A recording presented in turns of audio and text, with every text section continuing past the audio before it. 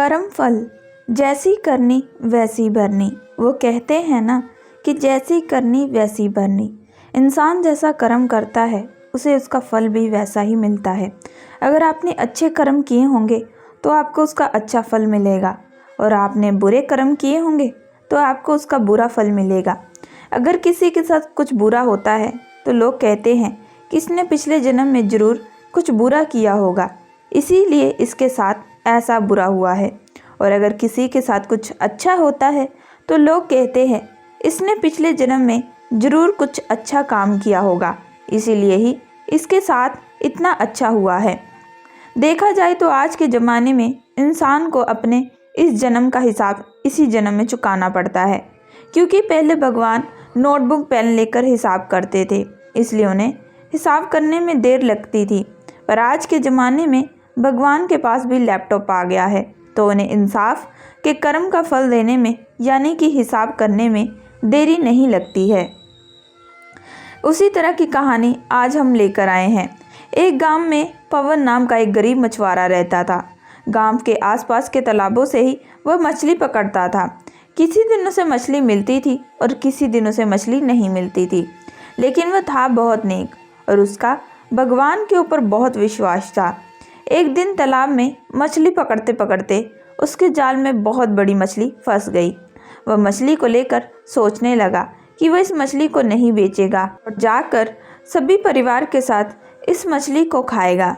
इतना सोचकर वह अपने घर की तरफ चल दिया। रास्ते में उसे कानू नाम का एक गुंडा मिला और उस गुंडे ने पवन से वह मछली छीन ली। पवन अब क्या करे, इसलिए उसने गहरी सांस लेकर फिर से उदास होकर मछली पकड़ने चला गया। और इस तरफ जब कानू अपने घर लौट रहा था तो उस मछली ने कानू के हाथ में काट लिया।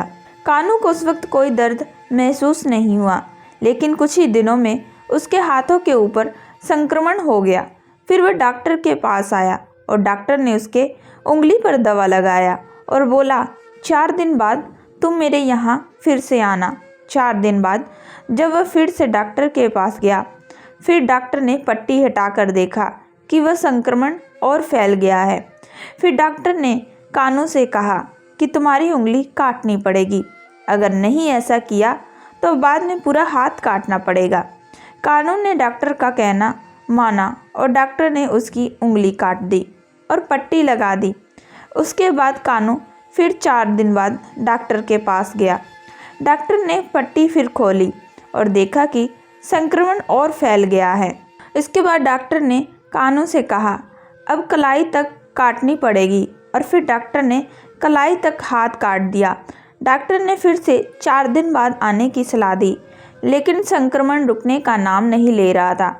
डॉक्टर ने कानू का पूरा हाथ काट दिया, पर फिर भी संक्रमण रुकने का नाम नहीं ले रहा था। फिर कानू ने सोचा कि अगर ऐसा ही चलता रहा तो अब मुझे मेरा शरीर काटना पड़ेगा।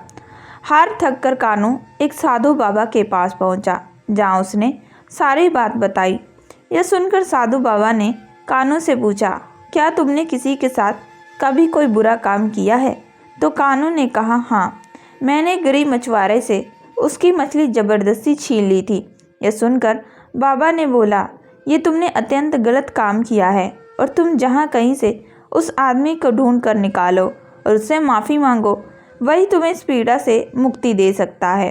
कानू ने बहुत लोगों से पूछताछ की और पवन के गांव में आ पहुंचा, और उसने पवन को ढूंढ निकाला और उसके चरणों में गिरकर कहा कि तुम मुझे माफ़ कर दो। तुमने मुझे ये क्या श्राप दिया है कि मेरा आज ये हाल हो गया है?